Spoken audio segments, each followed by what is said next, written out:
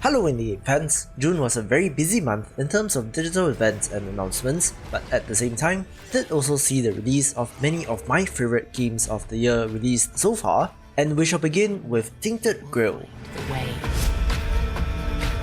through blood and pain. The visually stunning roguelike deck-building RPG has quite the impressive visual fidelity, on par with some AAA titles, and has you conquering the land of Avalon of King Arthur myth as you seek to establish your place in the world. Interesting deck-building combat with awesome enemy designs, so I'm waiting to see more as this develops in early access.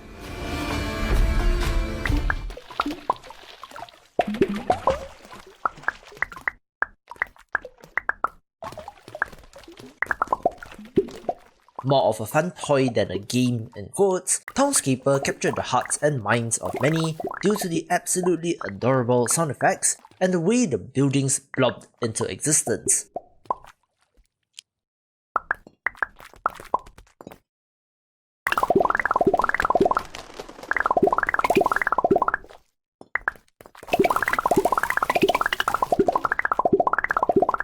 I've seen many a video and screenshots of this game with the amazing creations that people have made, so curious to see what this developer does with the tech, and hopefully we get a neat city building game out of it.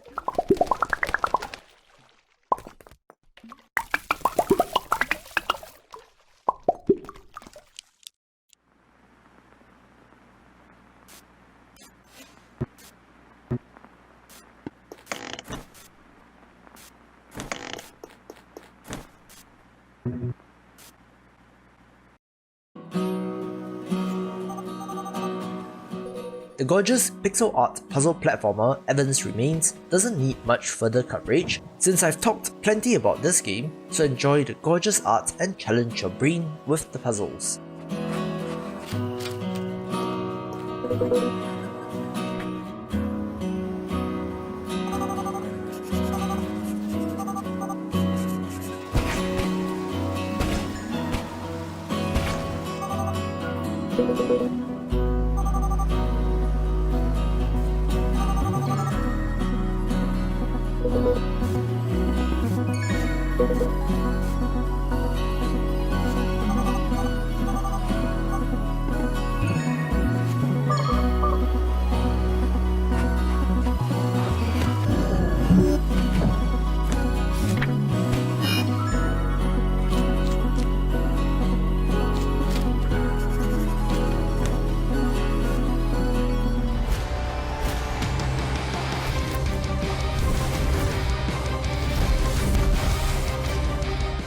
One more roguelite deck builder gets added to the list with the Russian-made Deck of Ashes, which released in 1.0.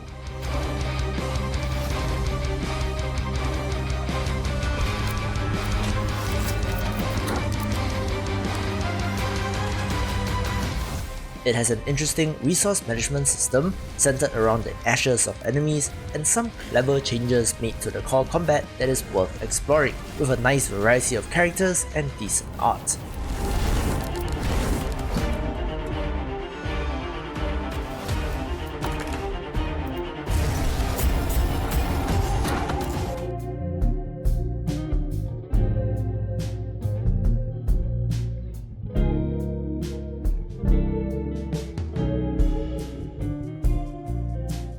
The visually melted turn-based RPG Hylix 2 expands upon the first game and can be said to be more of the same, with some new elements such as platforming, which has been a little bit hit or miss.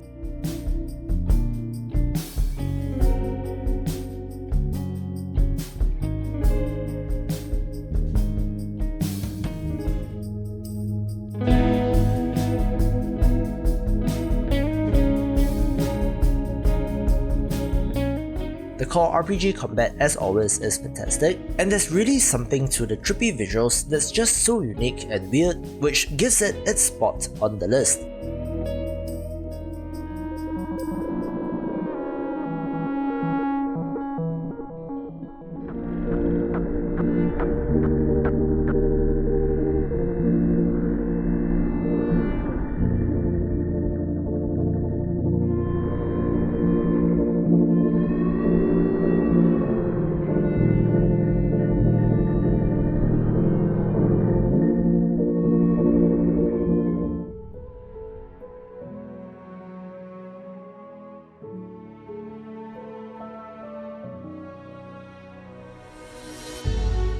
One underrated gem that not enough people are playing is the accidentally made Burning Knight, an action roguelite where you play as a goblin who has to loot the Burning Knight's castle.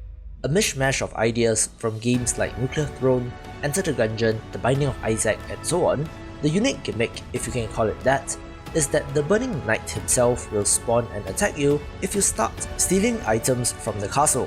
Very well made, with a ton of items and a very responsive developer, this title should not be missed in the genre.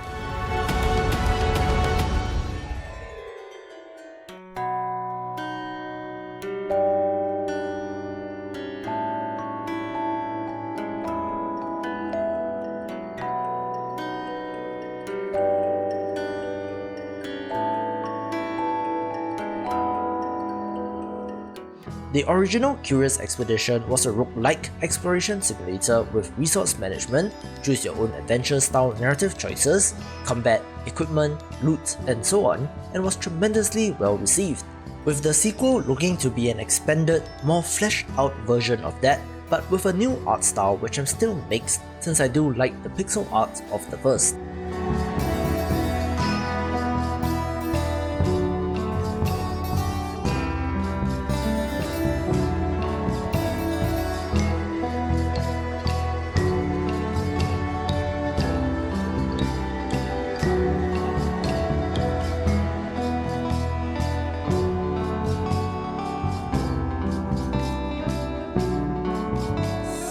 Sign up for this.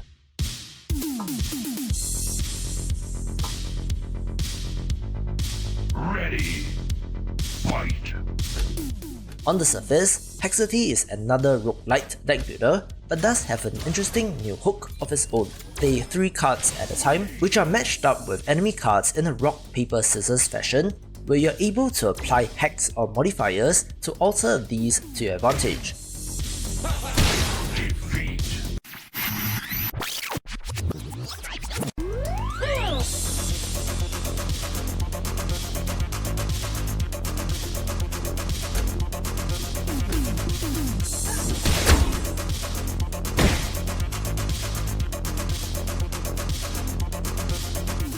Love the cyberpunk theme, although it does seem quite early in development, with all enemies being palette swaps of the 3 playable characters.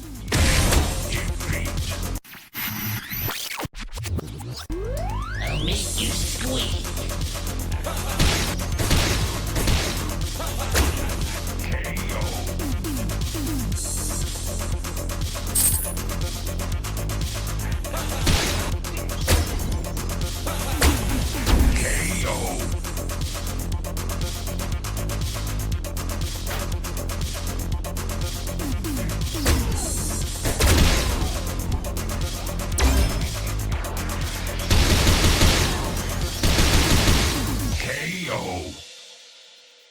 Victory.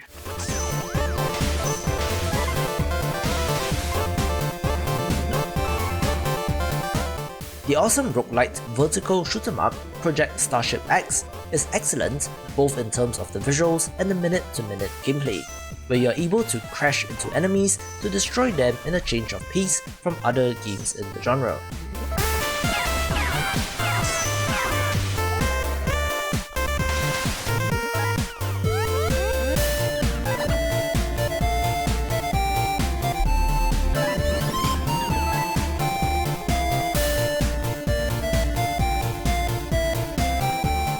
Very fun power-ups, and it manages to be both accessible to new players and yet remain a challenge for those looking for one, and be sure to roll the credits for a surprise.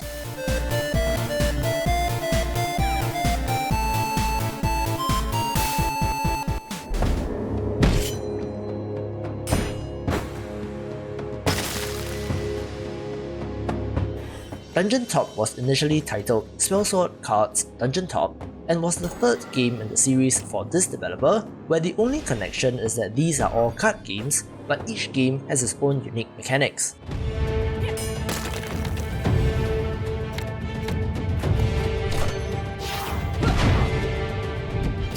This time, it is a deck builder strategy game where you place your units on the grid and have to move and attack enemies. Simple but effective.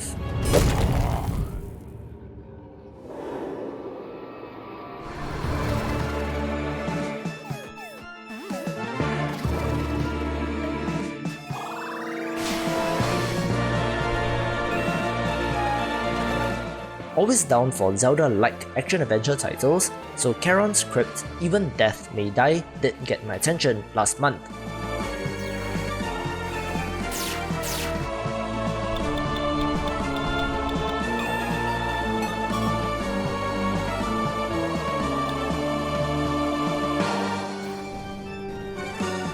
This is not shy about wanting to look like a Game Boy Color title and has the dungeon exploration, combat, puzzles and boss fights as expected, but the twist is that you're able to possess other enemies and use their abilities as well.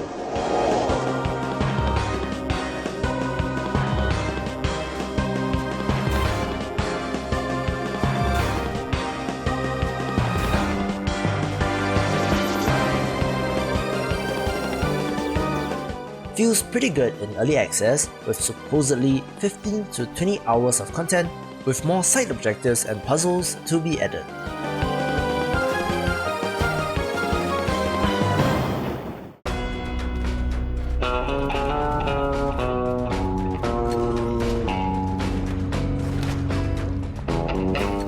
If you want to talk about games dripping in style, the Western-themed action roguelite West of Dead is a no-brainer. Play as a dead man walking in this gorgeous looking title with fun action, stylish visuals straight out of a comic book, but perhaps required just a little bit more time in the oven.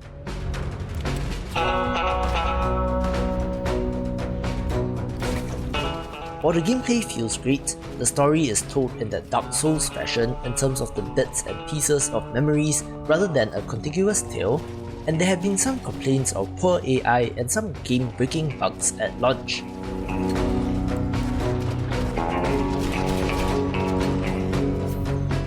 However, I do think that it's mostly fixed right now, so do give this one a look.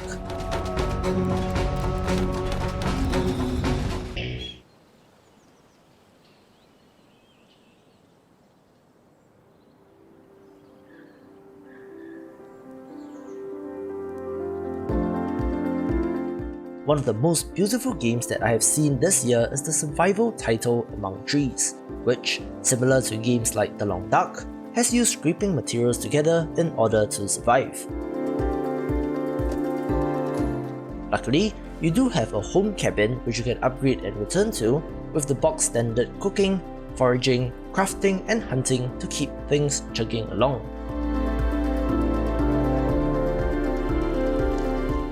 Still in early access with loads more to be added, it has already made a great first impression and I want to see more.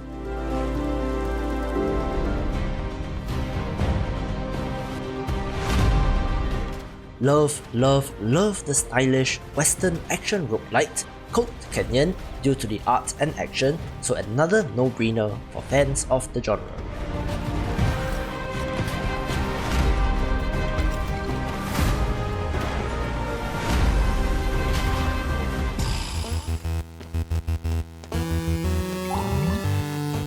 My weakness for Metroidvanias shows with the 16-bit spectacular Elwa's Legacy.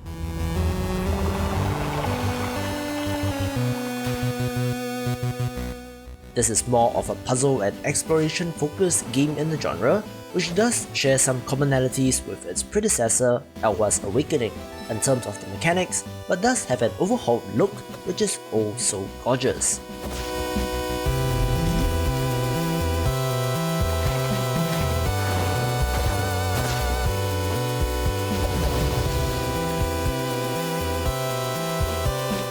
Exploration and dungeons can be tackled in a non-linear fashion, so for absolutely nailing that sense of wonder and exploration that you can get from a game, this takes the #1 spot. To see more of the big picture, check out these awesome videos and I will see you after the jump.